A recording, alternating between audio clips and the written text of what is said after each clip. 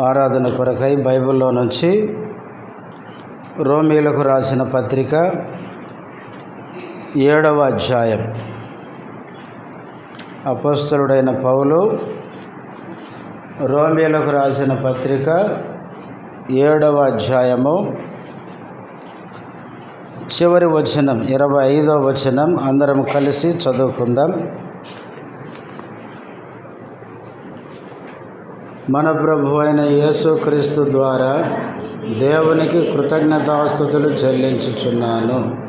కాగా మనసు విషయంలో నేను దైవ నియమమునకును శరీర విషయంలో పాప నియమమునకును దాసుడనై ఉన్నాను. ప్రార్థన చేసుకుందాం.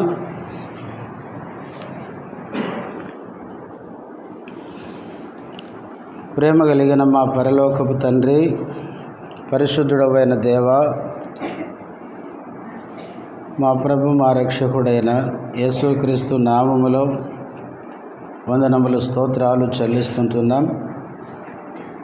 ఇంతవరకు పాటల ద్వారా నిన్ను మహిమపరచడానికి సహాయపడినందుకు స్తోత్రాలు. ఆరాధనలో ప్రవేశించక మునుపు ఆరాధన కొరకై చదవబడిన వాక్యంలో నుంచి మా అందరితో మాట్లాడుతూ రండి. నీ దాసుడు బలహీనుడు, బలపరచుము, నీ మహిమ కొరకు వాడుకోనండి.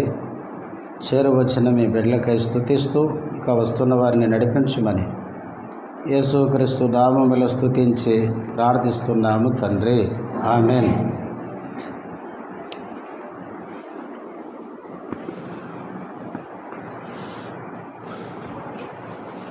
దేవుని ప్రజలమైన మనము దేవుని సన్నిధికి చేరువచ్చి మన దేవుణ్ణి ఆరాధించడం అనేది ఎంతో శ్రేష్టమైన అనుభవం.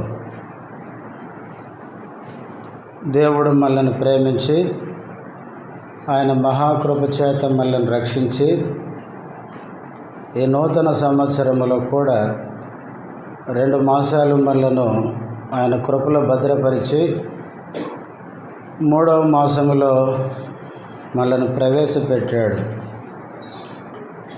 మనకంటే మంచివారు, మనకంటే గొప్పవారు ఎంతోమంది ఈ లోకయాత్ర ముగించుకొని వారు వెళ్ళిపోయినప్పటికీ ప్రేమ కలిగిన దేవుడు మనల్ని ఇంకా జ్ఞాపకం చేసుకొని భూలోకంలో మనల్ని సజీవులనిగా ఉంచాడు. కనుక సజీవులమైన మనము మన ప్రభు మన జీవితాల్లో చేసిన కార్యములను బట్టి మన దేవుని మనం ఎంతో స్తుతించబద్దులం.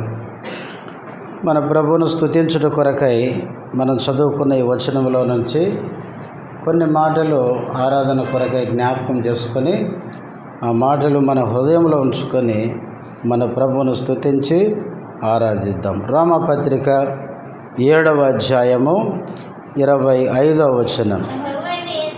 మన ప్రభు అయిన యేసుక్రీస్తు ద్వారా దేవునికి కృతజ్ఞతాస్తుతులు చెల్లించుచున్నాను. కాగా మనసు విషయంలో నేను దైవ నియమమునకును శరీర విషయంలో పాప నియమమునకును దాసుడనై ఉన్నాను. ఈ రోమపత్రిక 7వ అధ్యాయంలో 25వ వచనంలో పౌలు దేవునికి కృతజ్ఞతాస్తుతులు చెల్లించుచున్నాను అన్నాడు.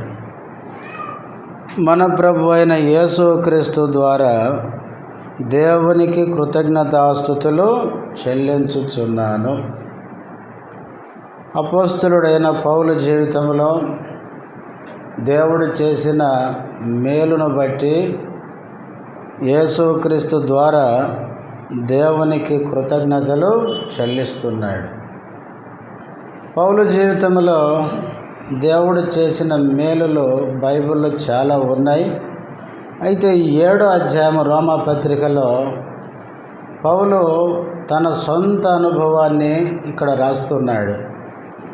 పౌలు ఒకప్పుడు ఏ స్థితిలో ఉన్నాడు, దేవుడు ఆ స్థితి నుంచి ఏ విధంగా విడిపించాడు అనే విషయాలు అనుభవపూర్వకంగా ఇక్కడ రాస్తున్నాడు.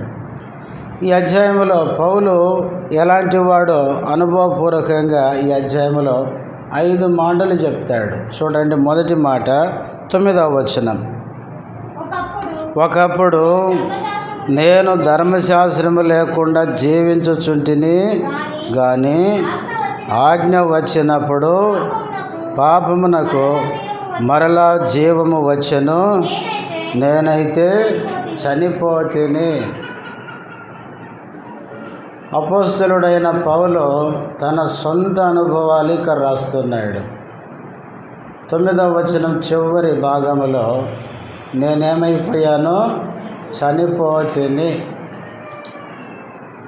పౌలు ఒకప్పుడు ఆత్మీయంగా ఏమైపోయాడంటే చనిపోయాడు. అక్కడ ఏమంటాడు? ఒకప్పుడు నేను ధర్మశాస్త్రము లేకుండా జీవించుచుంటిని అన్నాడు. నిజంగా పౌలు కాలంలో ధర్మశాస్త్రం ఉందా లేదా? మరి లేకుండా జీవించుచుంటిని అని ఎట్లా అన్నాడు? పౌలు పుట్టిందే యూదుడుగా, బెన్యామీను గోత్రంలో పుట్టాడు.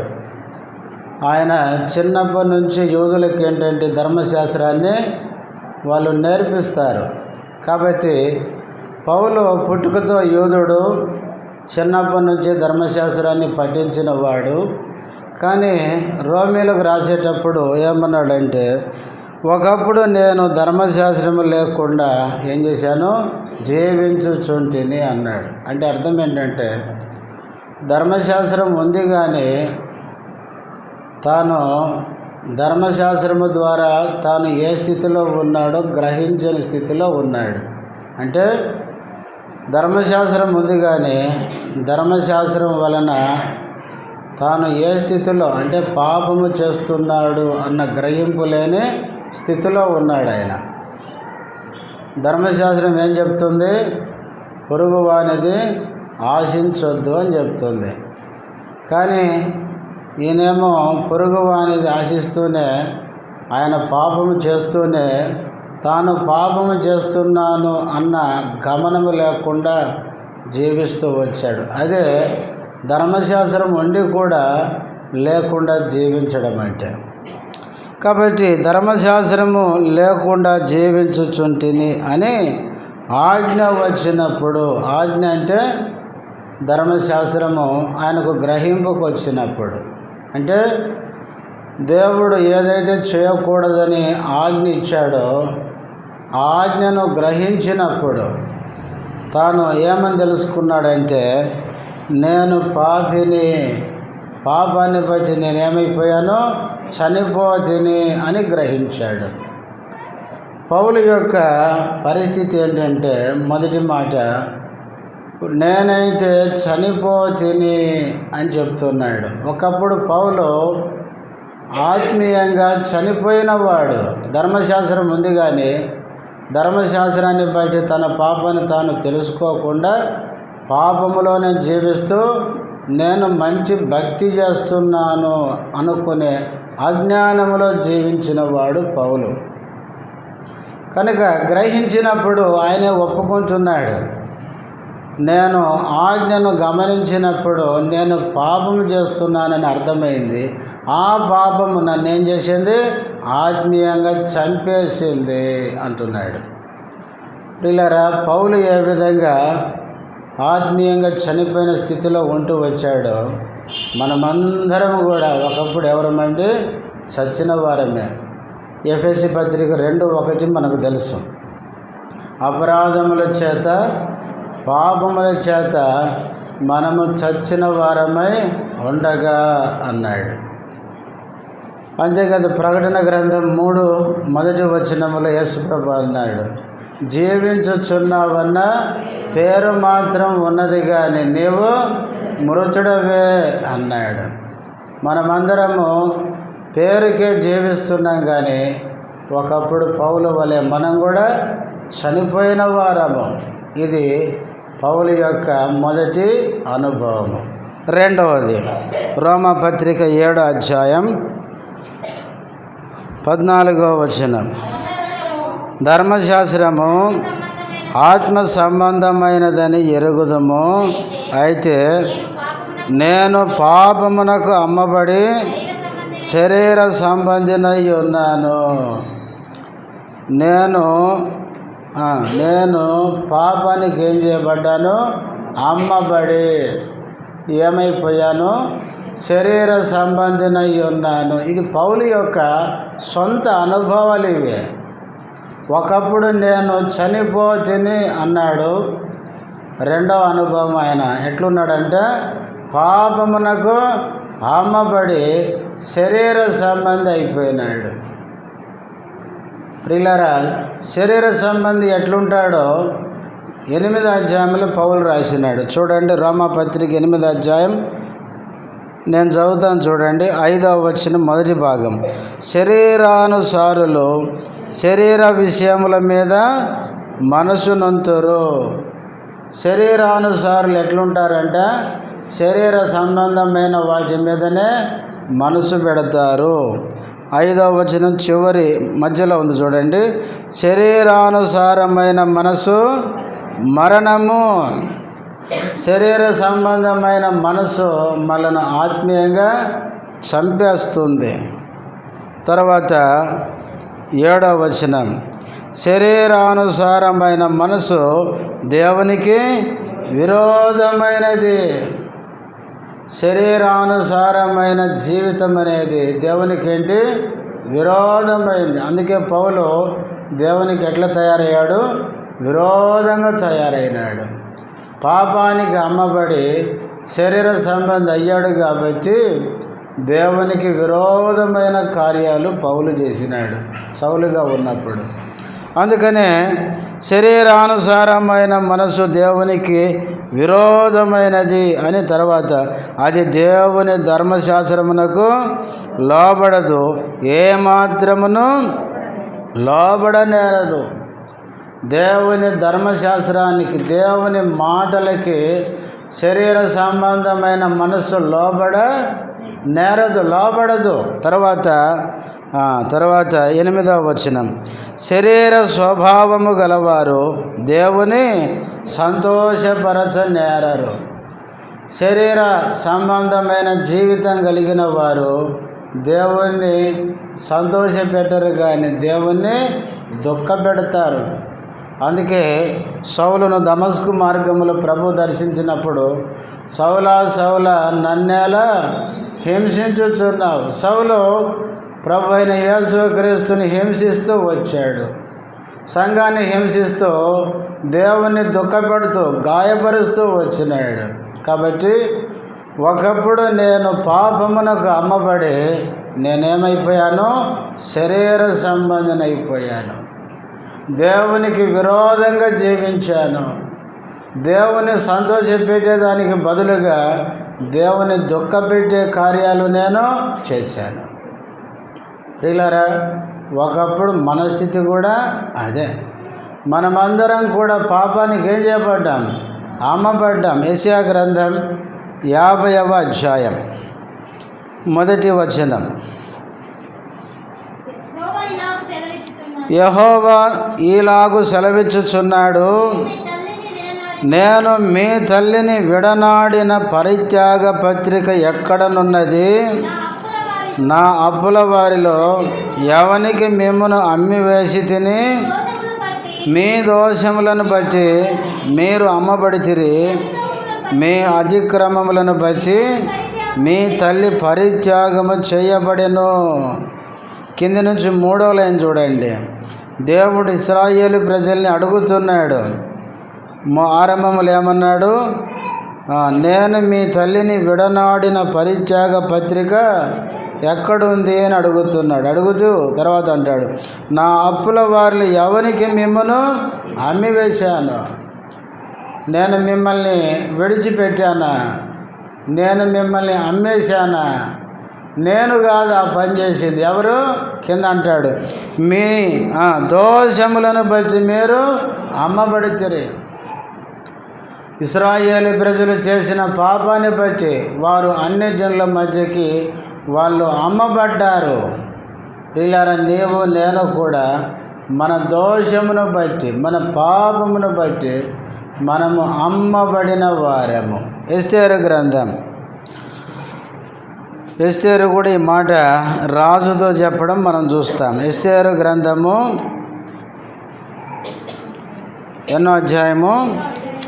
7వ అధ్యాయం 4వ వచనం. సంహరింపబడుటకును హతము చేయబడి నశించుటకును నేనును నా జనులను కూడా చాలేమ్మ అమ్మబడిన వారము. ప్రియులారా, ఇశ్రాయేలు ప్రజలు ఏ విధంగా పాపాన్ని బట్టి అన్యుల మధ్యకి అమ్మబడ్డారో, త్రోసివేయబడ్డారో, ఆ విధంగా మనమందరం పాపాన్ని బట్టి మనము అమ్మబడిన వారము. పౌలు ఏ విధంగా సౌలుగా ఉన్నప్పుడు పాపానికి అమ్ముడుపోయి శరీర సంబంధి అయిపోయినాడో, మన అనుభవం కూడా అదే. మొదటిగా పౌలు నేను చనిపోతుంది అన్నాడు. ఒకప్పుడు మన స్థితి కూడా ఆత్మీయంగా చనిపోయిన స్థితి. పౌలు నేను పాపానికి అమ్మబడి శరీర సంబంధినైతిని అన్నాడు. ఒకప్పుడు మనం కూడా పాపానికి అమ్ముడుపోయి మనం కూడా శరీర సంబంధులం అయిపోయాం. ఇక 3వ మాట, రోమీయులకు రాసిన పత్రిక 7వ అధ్యాయం 15వ వచనం.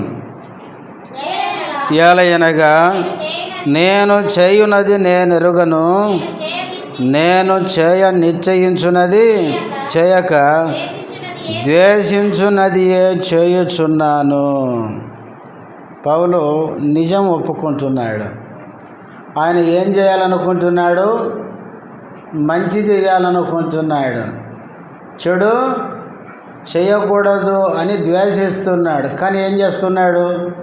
చెడునే చేస్తున్నాడు. అందుకే పౌలు సౌలుగా ఉన్నప్పుడు తాను ఒప్పుకుంటున్నాడు, నేను చెడు పనులు చేసిన వాడిని అని. అయితే మంచి చేయాలని అనుకుంటున్నాను కానీ చేసేదంతా చెడ్డ పనులే. ప్రియులారా, మనం కూడా ఒకప్పుడు మంచి చేయాలనుకుంటూనే ఏం చేస్తూ వచ్చాం? అన్ని చెడ్డ పనులే చేశాం. అందుకే ఇదే రోమపత్రిక 3:11వ వచనం నుంచి పౌలు అంటాడు, నీతిమంతుడు లేడు, ఒక్కడు లేడు, గ్రహించువాడు లేడు, దేవుని వెదకువాడు లేడు. అందరూ, కొందరు కాదు, అందరూ త్రోవ తప్పి ఏకముగా పనికి మాలిన వారం అయిపోయాం. అందరము పనికిరాని వాళ్ళం అయిపోయాం, చెడిపోయాం. యెషయా గ్రంథం 1వ అధ్యాయంలో రాయబడినట్లు అరికాలు మొదలుకొని నడినెత్తి వరకు బొత్తిగా చెడిపోయాం. ఆదికాండం 6వ అధ్యాయంలో దేవుడు భూలోకమును చూసినప్పుడు భూలోకమే చెడిపోయి ఉండెను. ప్రతి మనుషుడు తన మార్గాన్ని ఏం చేసుకున్నాడు?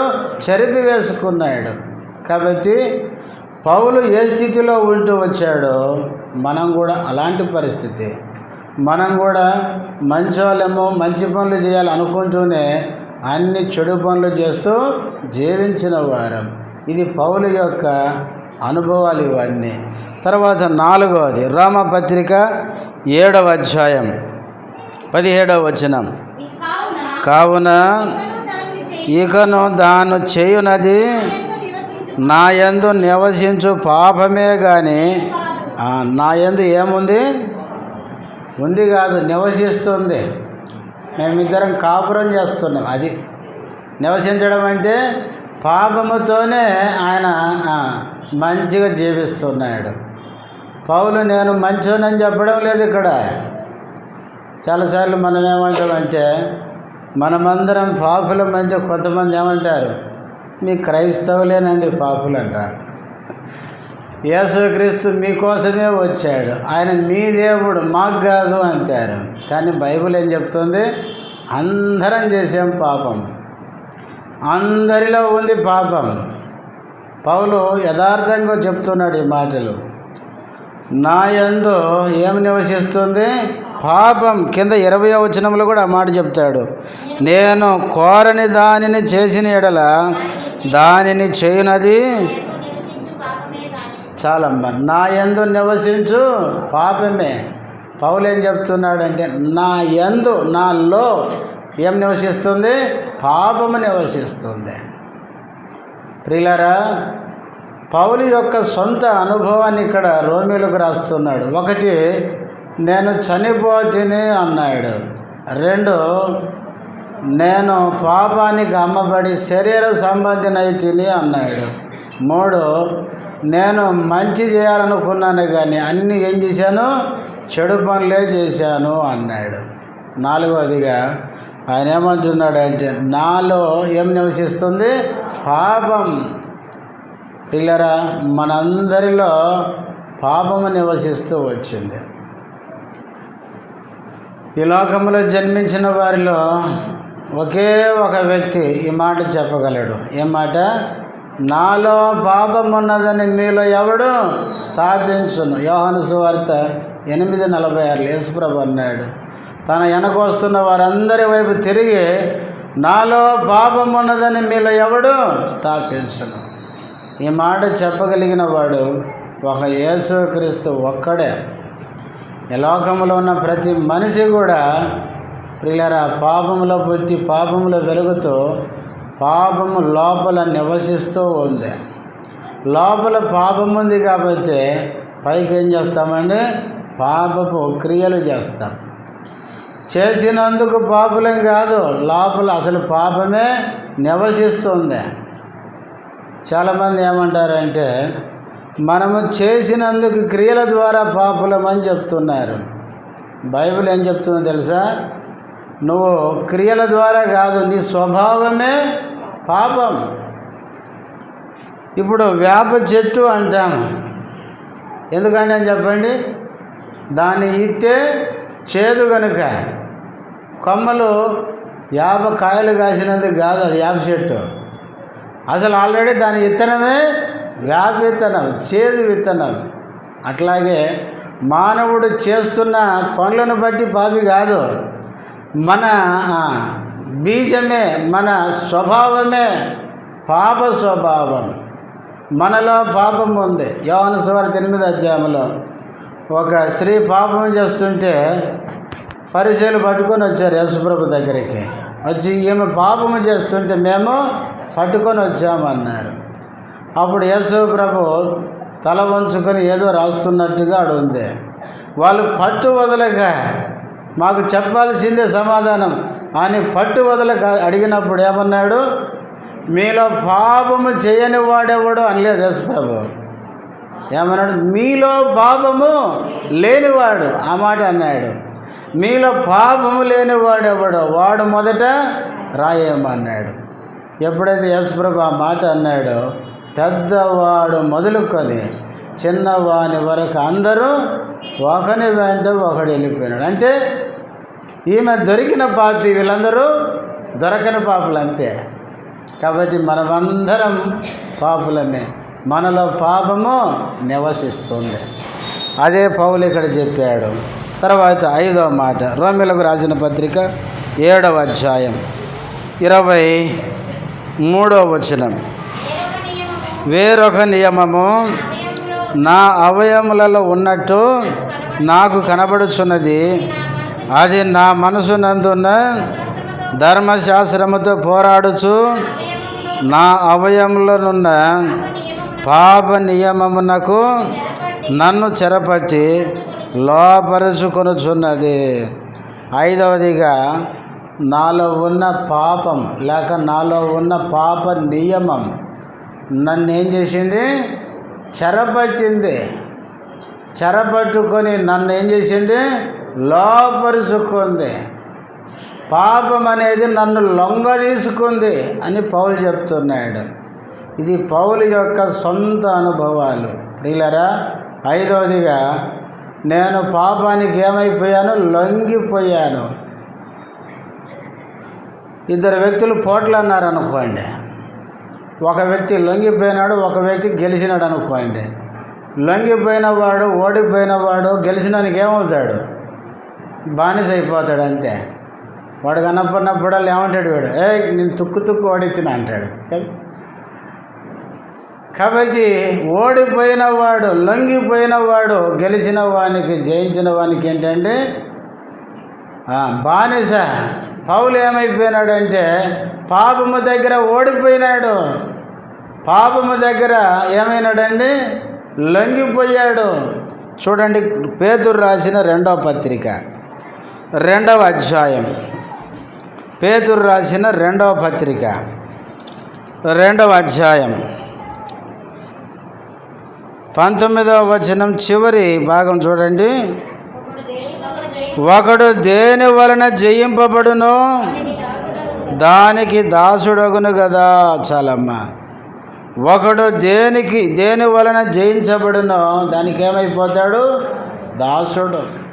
పౌలు ఏమైపోయాడంటే పాపము చేత ఏం చేయబడ్డాడండి? జయించబడ్డాడు. పాపమే జయించింది, పౌలు ఓడిపోయాడు. అంటే పాపానికి పౌలు ఏమైపోయాడు? దాసుడైపోయినాడు. ఈ భూమి మీద ఎంత గొప్ప వ్యక్తి అయినా దేన్నైనా జయిస్తాడేమో కానీ పాపాన్ని జయించలేడు. అంత గొప్ప దేవునికి ఇష్టానుసారుడని చెప్పబడిన దావీదు సైతం ఏమైపోయినాడు? పాపము దగ్గర ఓడిపోయినాడు. సంసోను లాంటి బలాఢ్యుడే ఏమైపోయాడండి? పాపము దగ్గర ఓడిపోయినాడు. పాపాన్ని జయించిన వాడు ఒక ప్రభు అయిన యేసుక్రీస్తే. యేసుక్రీస్తు పాపాన్ని, లోకాన్ని, మరణాన్ని జయించిన జయశాలి ఆయన. కాబట్టి ప్రియులారా, పౌలు చెప్పిన 5 మాటలు మనం గుర్తు చేసుకున్నాం. ఒకటి, నేనైతే చనిపోతిని అన్నాడు. పౌలు చనిపోయిన స్థితి ఆయనది మొదట. రెండవది, పాపానికి అమ్మబడి శరీర సంబంధినైతిని అన్నాడు. పౌలు ఒకప్పుడు శరీర సంబంధి, పాపానికి అమ్ముపోయినవాడు. మూడవది, ఆయన మంచి చేయాలనుకుంటున్నాడు కానీ అంత చెడ్డ పనులే చేసినవాడు. నాలుగవది, ఆయనలో పాపము నివసిస్తుంది అని ఒప్పుకున్నాడు. ఐదవది, ఆ పాపముతో పోరాడి చివరికి దానికి లొంగిపోయినవాడు, దానికి దాసుడైపోయినవాడు. ఇది పౌలు యొక్క స్థితి. ఇలాంటి స్థితిలో పౌలు ఒక ప్రశ్న వేస్తున్నాడు. చూడండి, రోమాపత్రిక 7వ అధ్యాయం 24వ వచనం. అయ్యో, నేనెంత దౌర్భాగ్యుడను, ఇట్టి మరణమునకు లోనగు నా శరీరము నుండి నన్నెవడు విడిపించను. అది క్వశ్చన్ అన్నమాట. నేను చనిపోయాను, పాపానికి అమ్ముడుపై శరీర సంబంధనయ్యాను, నేను మంచి చేయకుండా చెడు చేస్తున్నాను, నాలో పాపము నివసిస్తుంది, నేను పాపానికి ఏమయ్యాను? లొంగిపోయాను. ఇది నా పరిస్థితి. అయితే ఈ పరిస్థితి నుంచి నన్ను ఎవడు విడిపించను? అది ప్రశ్న. ఒకప్పుడు నా పరిస్థితి కూడా ఇదే. ప్రియులారా, అలాంటి స్థితిలో ఉన్న పౌలును ఎవరు విడిపిస్తాడు అని ఆక్రందన చేసినాడు. అయ్యో, ఈ స్థితిలో ఉన్న నన్ను ఎవడు విడిపిస్తాడు? ప్రియులారా, ఒకప్పుడు మన పరిస్థితి కూడా అలాంటి పరిస్థితిలో ఉంది. ఈ స్థితి నుంచి నన్ను ఎవడు విడిపిస్తాడు? ఎవరు విడిపిస్తారంటే ఈ లోకంలో ఎవరు మనల్ని విడిపించేవారు లేరు. అందుకనే దేవుడు భూలోకాన్ని చూసినప్పుడు మానవుడేమో సౌలుగా ఉన్నప్పుడు ఆయన ఏ స్థితిలో ఉన్నాడో మనుషులందరూ అదే స్థితిలో ఉన్నారు. కానీ అలాంటి స్థితి నుంచి విడిపించేవారు ఎవరూ కనపడలేదు. చూడండి, యెషయా గ్రంథం 59వ అధ్యాయం 16వ వచనం. సంరక్షకుడు లేకపోవట ఆయన చూచెను, మధ్యవర్తి లేకుండా చూచి చాలేమ్మ. పాపములో ఉన్న మానవుణ్ణి రక్షించే సంరక్షకుడు లేకపోవడం చూసి దేవుడు ఏం చేశాడు? ఆశ్చర్యపడ్డాడంట. అందుకనే దేవాది దేవుడు భూలోకాన్ని చూసినప్పుడు మానవుడు చెడిపోయాడు, పాపానికి దాసుడైపోయినాడు, పాపములో జీవిస్తూ నరకం వైపు పయనిస్తున్నాడు. అలాంటి స్థితిలో ఉన్న మానవుని విడిపించేవారు ఎవరు లేకపోవడం దేవుడు పరలోకం నుంచి చూసి ఆశ్చర్యపోయి ఆయన ప్రియకుమారుడైన యేసుక్రీస్తుని ఏం చేశాడు? విడిపించడానికి లోకానికి పంపించినాడు. పంపించి ఆ క్రీస్తు శరీరాన్ని ధరించి లోకానికి వచ్చి కల్వరి శిలువలో మన పాపానికి రావలసిన శిక్ష అంతా ఆయన భరించినాడు. చూడండి రోమాపత్రిక 8వ అధ్యాయం 3-4 కలిసి ఉన్నాయి చూడండి. శరీరమును అనుసరింపక ఆత్మను అనుసరించి నడుచుకుని మనయందు ధర్మశాస్త్ర సంబంధమైన నీతి విధి నెరవేర్చబడవలనని పాప పరిహారము నిమిత్తము దేవుడు తన సొంత కుమారుని పాప శరీరాకారముతో పంపి ఆయన శరీరమందు పాపమునకు శిక్ష విధించెను.